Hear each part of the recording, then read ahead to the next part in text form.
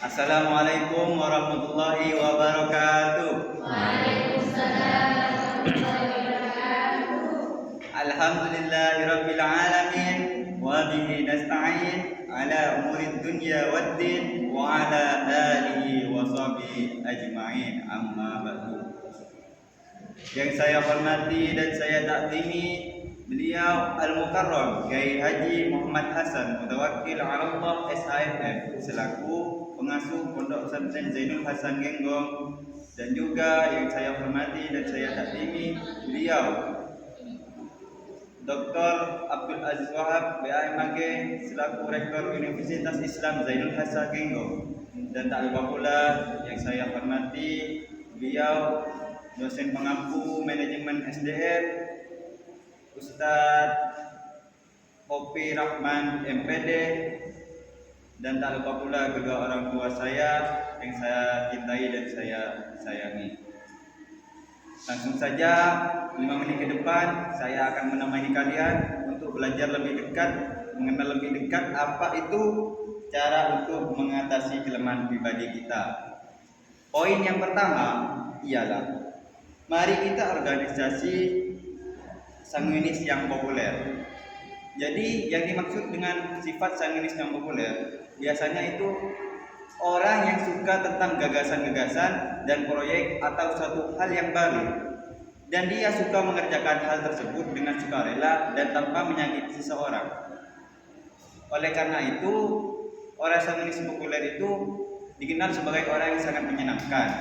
Tetapi ada dua faktor yang membuat yang perlu dilakukan bagi orang yang berwatak sanguinis populer. Perlu adanya dua sifat tersebut, yaitu sifat yang pertama ialah orang yang selalu benar. Jadi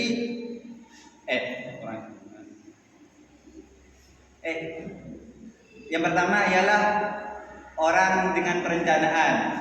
Jadi orang sanguinis populer itu sangat sering untuk membuat rencana, tapi itu hanya rencana saja tanpa adanya tindakan. Jadi orang yang berwatak sanguinis populer itu harus mengambil tindakan dari perencanaan itu. Dan yang kedua yaitu orang yang berwatak sanguinis populer itu menganggap dirinya itu selalu benar. Jadi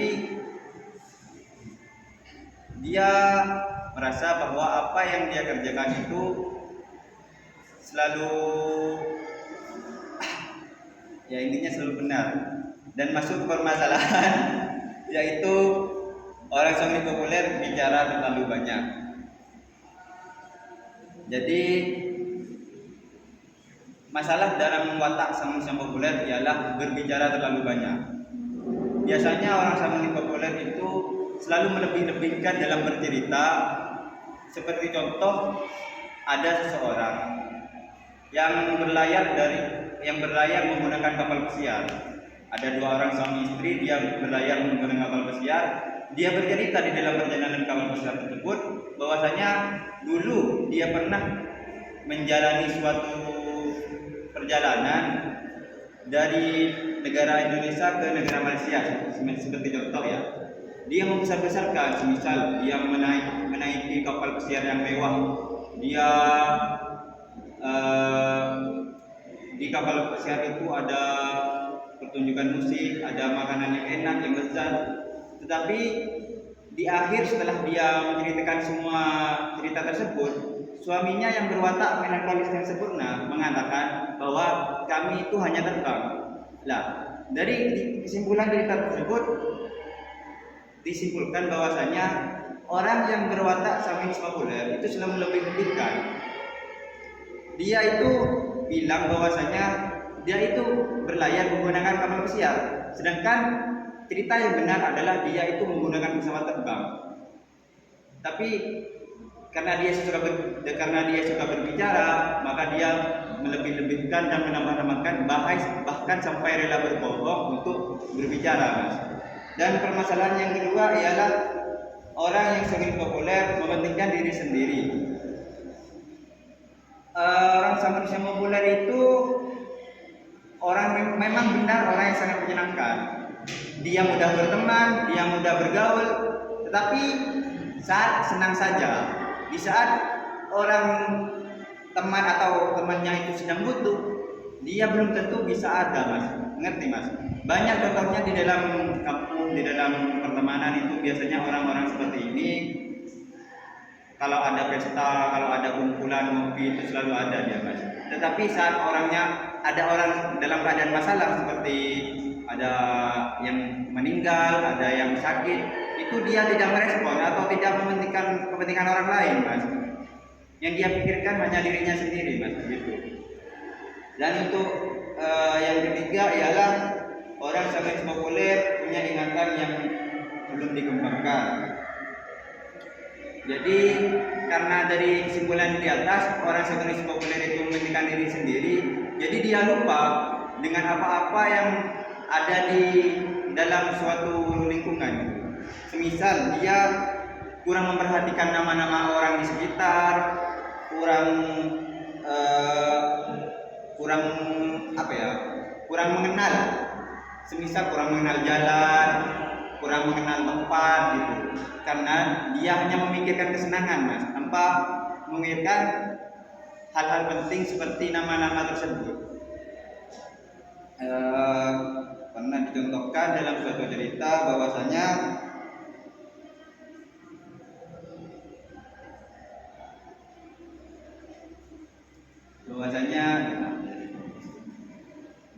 alat-alat langsung ke orang sang Indonesia populer menyela dan menjawab untuk orang lain.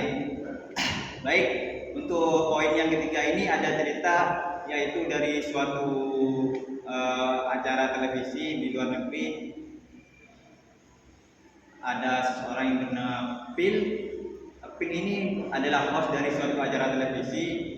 Dia itu sering jadi host kayak tanya jawab itu bagi seorang narasumber. Dan pada saat itu yang datang dalam acara tersebut adalah seorang ahli ekonomi yang bernama Adam Smith. Dan setelah Adam Smith ini punya watak melankolis yang sempurna lupa saya. Jadi setelah dia selesai berbicara, dibuka sesi pertanyaan untuk Adam Smith. Nah, pada saat ada yang bertanya kepada Adam Smith itu terdiam dan si Phil ini mencoba untuk menjawab apa yang ditanyakan kepada Adam Smith. Nah, sampai Phil itu bilang, saya menjelaskan apa yang mereka tanyakan seperti yang Anda maksud. Lalu Adam Smith ini berkata, cobalah Anda jelaskan sendiri. Nah, maksud dari cerita di atas, orang sang Indonesia populer itu selalu ingin mengisi kekosongan orang lain, Mas. Padahal itu tidak diperlukan. Jadinya kita sebagai orang sang Indonesia populer jangan merasa bahwa setiap kekosongan itu kita yang harus mengisi, Mas. Oleh karena itu, di dalam acara televisi tersebut, Phil ini dinilai tidak pragmatis atau tidak profesional gitu, Mas, dalam menjalankan tugasnya sebagai host. Jadi tidak kesimpulan bahwasanya orang sang Indonesia populer itu perlu mengurangi pembicaraan, perlu memperhatikan orang lain, dan juga perlu perubahan yang perlu mengingat tentang nama-nama orang lain. Untuk pembahasan yang kedua, yaitu orang melankolis yang sempurna adalah mari kita gembirakan melankolis yang sempurna. Baik, untuk pembahasan yang kedua, orang melankolis yang sempurna itu ialah orang dengan sifat atau watak yang bagaimana dia bisa terbang setinggi-tingginya, dan bila rendah dia rendah-rendahnya, atau bisa dimaksud jika dia orang yang serius dia bisa sangat serius, dan jika dia mudah tertekan dia sangat mudah tertekan gitu, Mas. Maksudnya itu intinya itu orang melankolis yang sempurna itu orang yang susah ditebak, Mas, atau misterius. Langsung saja masuk ke pembahasan, yaitu orang melankolis yang sempurna mudah tertekan. Jadi kekurangan dari watak ini adalah dia merasa bahwa setiap perkataan atau setiap perilaku dari orang lain itu pasti tertuju padanya, Mas. Tanpa disadari dia merasa tersindir, Mas. Dalam setiap hal, bisa apa saja. Dari suatu contoh dikisahkan ada sebuah anak. Sebuah anak itu di dalam keluarga itu punya banyak saudara, Mas. Ada kakak, ada adik, ada kakek, ada nenek, dan semuanya ada pokoknya. Nah, pada suatu hari ibunya itu membereskan kamarnya dan menemukan suatu buku catatan. Dia mencatat nama-nama orang yang pernah makan daging panggang yang diberikan oleh ayahnya. Jadi dia merasa, lalu ibunya bertanya, ini nama-nama apa?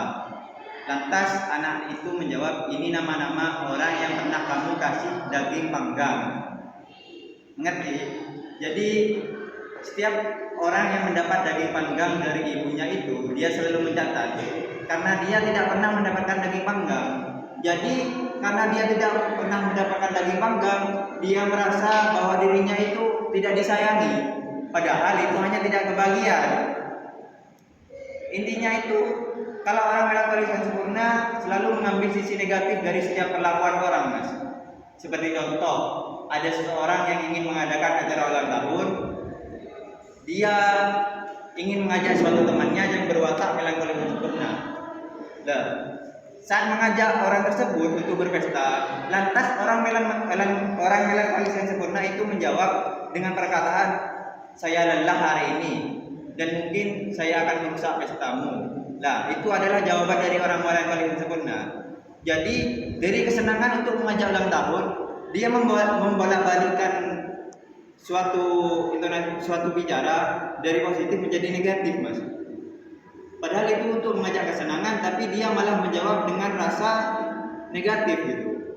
Dia menjawab dengan keluh kesah, seolah-olah ia akan menghancurkan pesta tersebut, Mas.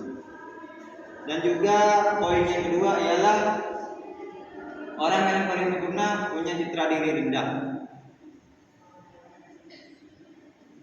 Maksud dari citra diri rendah ini adalah seperti contoh itu, orang melankolis yang sempurna itu tumbuh dari kritik-kritik orang lain, Mas.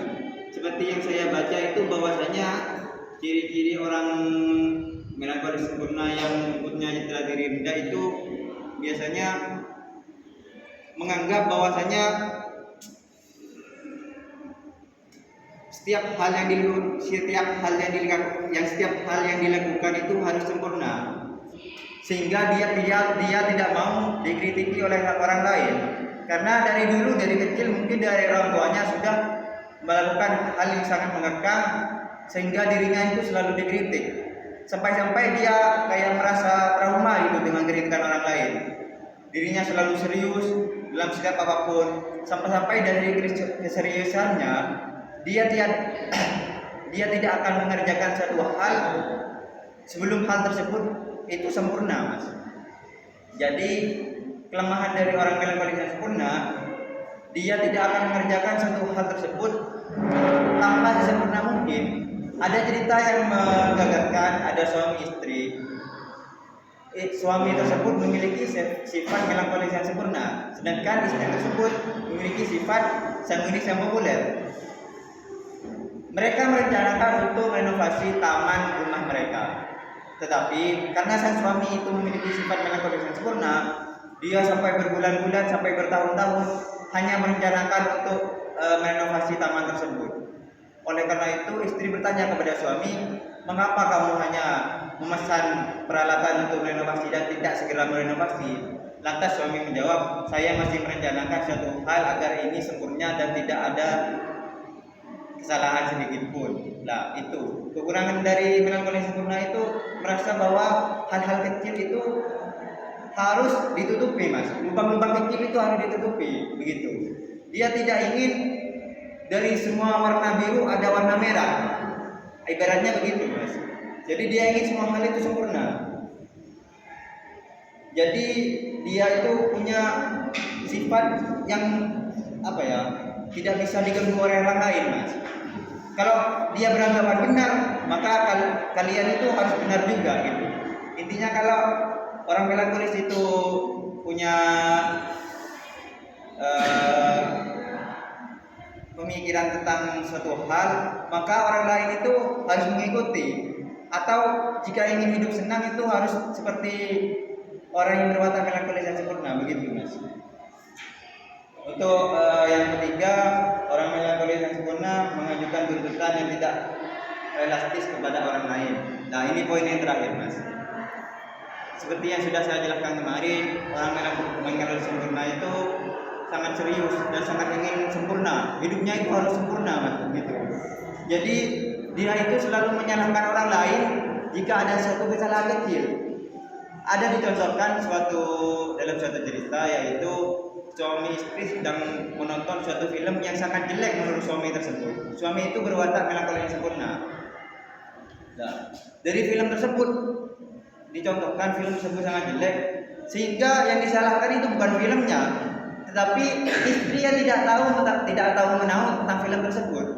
Istri itu bercerita, dia menyalahkan saya seolah-olah saya yang buat film tersebut. Nah, jadi orang melankolis yang sempurna itu selalu menyalahkan orang lain tanpa memikirkan rasa atau hati nurani orang lain, begitu Mas.